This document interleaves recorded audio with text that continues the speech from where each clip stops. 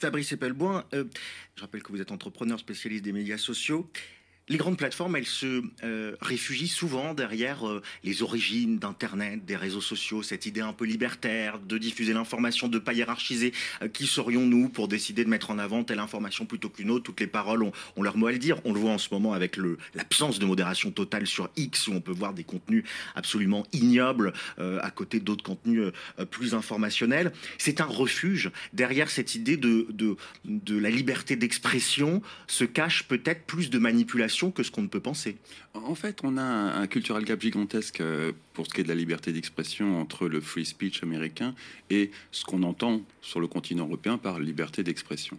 La réalité, c'est que dans un premier temps, à partir de 2018, c'est plutôt la liberté d'expression au sens européen qui a pris le dessus, et on a vu arriver au sein des plateformes de réseaux sociaux des fact-checkers, c'est-à-dire très concrètement des journalistes embarqués qui se chargeaient d'intégrer une forme d'éditorialisation des contenus, de taire certains contenus, d'en mettre en valeur d'autres. Et puis ça a quelque peu dégénéré vers un biais qui a été jugé excessif, en tout cas si on en croit les témoignages de gens comme Mark Zuckerberg, le patron de Meta. On a fini par mettre à la porte tous ces fact-checkers.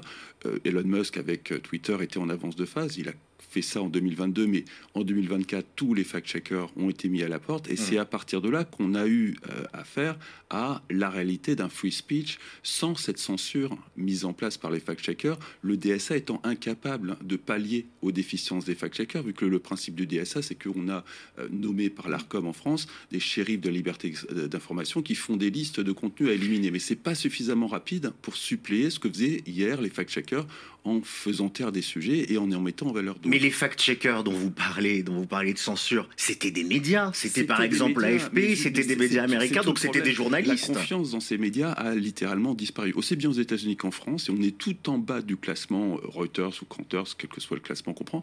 On a à peu près un peu moins d'un tiers en France des Français qui font confiance aux médias. Aux États-Unis, c'est encore plus bas. Le top du top étant la Roumanie ou la Grèce pour ce qui est du continent européen, mais on est parmi les plus bas du monde.